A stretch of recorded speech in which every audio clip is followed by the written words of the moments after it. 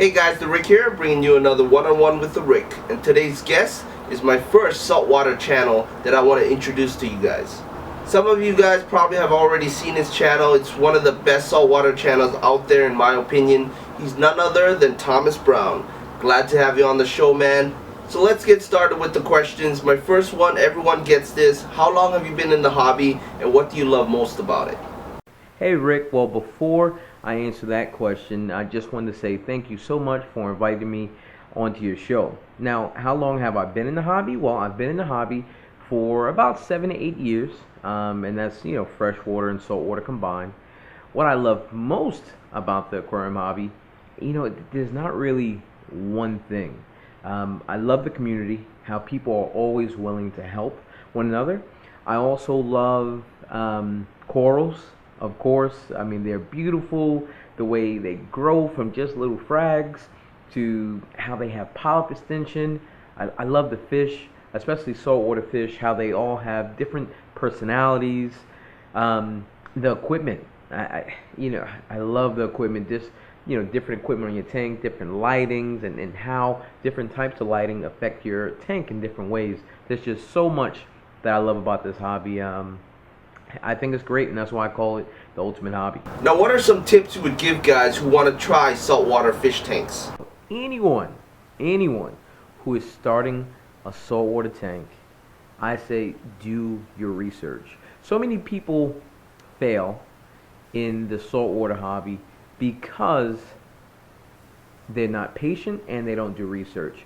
You have to do research on each fish, each coral, and it should be fun. If you want to be in this hobby, research should be fun for you. So do research, do your tank maintenance. You got to do your water changes in the saltwater hobby, especially the smaller tank that you have, the smaller the tank that you have, the more easy it is for the parameters to fluctuate. So especially if you have a small tank, when I'm saying small, like maybe 29 gallons and under, you definitely got to stay on top of your water testing and your water change. Now, I want your thoughts on this. Are saltwater tanks as hard as some people make it out to be? That's a good question regarding if saltwater tanks are really as difficult as people say. They're as difficult as you make it. There are still some corals that I haven't been able to keep successfully, and I'm hoping with this new system I can. But it all comes down to, like I said before, research and understanding how to make these things live. Now, the saltwater hobby can be expensive in some ways, but there are some people who run saltwater tanks, like Julian Sprung. When I filmed his tank, I believe he was just running one reactor with I believe it was phosphate reactor, and then he was also running a skimmer, and then he had a refugium. I think that was it. So you don't need all the equipment. I mean, people have been running saltwater tanks for years, so you don't have to have all the latest and greatest equipment. You can save up and eventually get some things that make it easier for you to maintain your tank. But with research, I think it can be maybe not an easy hobby, but it can be definitely doable and enjoyable. So what do you like to do on your spare time? With the little bit of spare time I do have, I spend it with my family. And as far as a second hobby, my family kind of helps me with it a lot, which is filmmaking. I mean, it's so funny. I talked to Than from Tidal Gardens, who also has a YouTube channel, a lot. And anytime we start talking, we'll talk about tanks and stuff, and then we'll go into film equipment.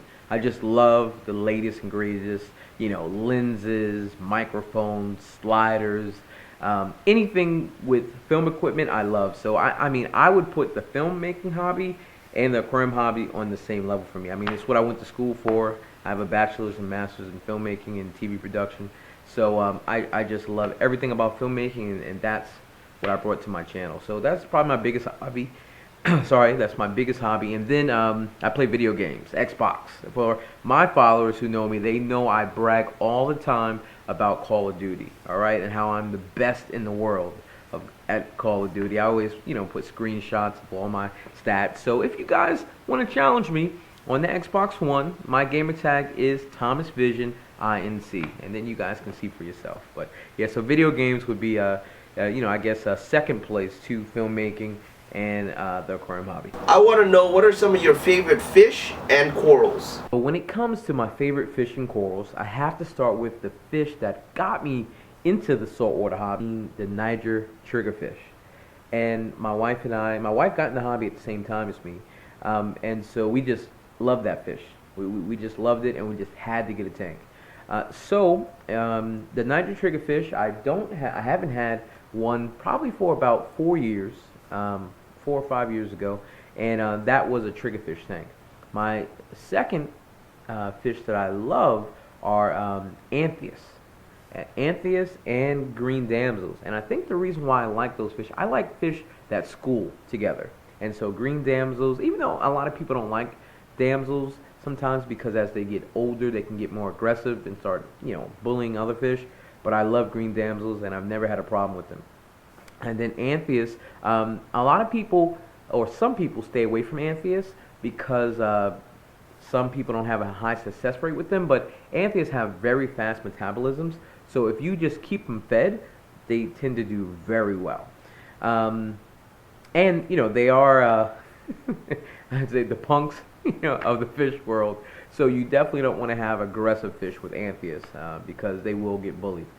What else when it comes to fish? Oh, well, they're part of the damsel family, but clownfish, of course. My favorite clownfish is the cinnamon clownfish. I really don't. Hate to say I don't like the perk, I like it, but cinnamon clownfish are my favorite. But most people like the true percolers, which is Nemo. And I do have 2 citron clownfish in my tank. So now let's go to corals, hammer corals. I love soft corals. I'm a soft coral guy. The only reason why I'm going to put SPS in this tank is because I know my subscribers will want to see it.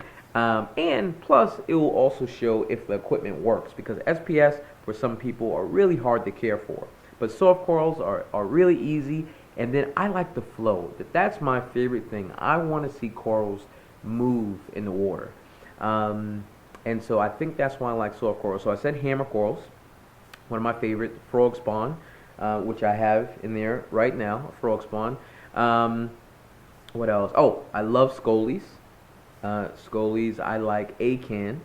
And now I can't have scolies in my tank because I don't know why I gave myself this requirement, but for this tank build, I told myself that all I wanted was anything that was man-made or captive bred. So it can't be anything really that they just got wild caught from the ocean, because I wanted to see how hard it was to build a tank like that. And I have to say, I'm telling you this first, I haven't even said this on my channel, it's pretty hard. So scolies, I can't have because no one, you can't really frag them. Anthias, no one is captive breeding them that I know of, so I can't have them. I even wanted a 6-line wrasse or a 4-line wrasse because they eat a lot of parasites that may be in your tank. I can't even get them because I can't find anyone who is captive breeding them.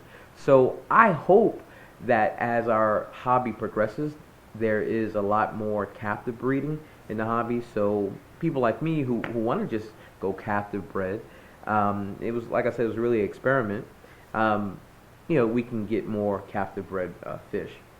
So I think that's it. I know once I'm done answering this question, I'm going to say, man, I should have said that fish or that coral. But I can't think. Let me look.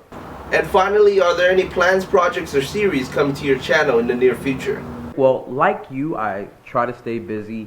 Every year, I try to introduce new web series for my audience. So the end of February, I'm not sure when you're going to release this video, but the end of February, I'm going to make 2 years on YouTube, which is great. And my channel has grown so fast in 2 years. So last year, my new series were Tank Wars. I did the whole season of that one. And then I also introduced the Aquarium Report, which is a news series and product spotlights and reviews. This year, I'm doing an aquarium documentary with Dan Thiem of Tidal Gardens. We're doing an aquarium documentary called The Ultimate Hobby, which is my kind of catchphrase on YouTube. And So we have just started filming that. And then I have a new series that I told you about already off camera, which is Real Tank Talk, which is an interview series where I go into people's houses, or I have public figures or aquarium hobbyists come into my house, and we just sit down and chat about real topics. And so I think people are going to like it. It's a little bit different from a typical interview shows that I've done before, like my live shows, and I think people will really like it. And then the biggest news I just announced literally yesterday before I filmed this for you is I am now the new video content director for Salty Supply. I mean, out of everything else, I mean the documentary on the saltwater aquarium hobby I believe is huge in its own right, but this right here, me becoming the new video director of Salty Supply, for people like you and other people who make YouTube videos or write blogs, I mean, we do this because we love the hobby, but why shouldn't we be able to grow into careers in the aquarium hobby? I mean, wouldn't that be great? So I think this is like the first time one of us, aquarium hobbyist who makes YouTube content, has been hired into, one of the big manufacturers to produce their content and manage all that content. So I'm really, really excited about that, and I hope that this will mean more careers for aquarium hobbyists. I mean, what do we have right now? Most people, and which is still great, but most people, their only choice if they really want to have a job in their aquarium hobby would be to open up a fish store, and which is great, but some people have other streams. Some people like to write, some people like to create videos, and lots of other things. So maybe this will open up new opportunities where companies will see that we, as the hobbyists, really have helped grow their companies, because a lot of us are the ones that do reviews on their products, and especially, I'm sure, Rick, a lot of companies don't have good techniques at making manuals. So a lot of times after we get a new product that is innovative, it may not have the best directions. So what do? We go to YouTube and we find a video on how to properly use this piece of equipment. So I think the sky's the limit for people like me, myself, and you. All right, Thomas, really glad to have you on the show. Well, Rick, thank you so much for having me on the show. I really appreciate your audience checking out this video as well. And Rick, congrats on starting your own saltwater tank.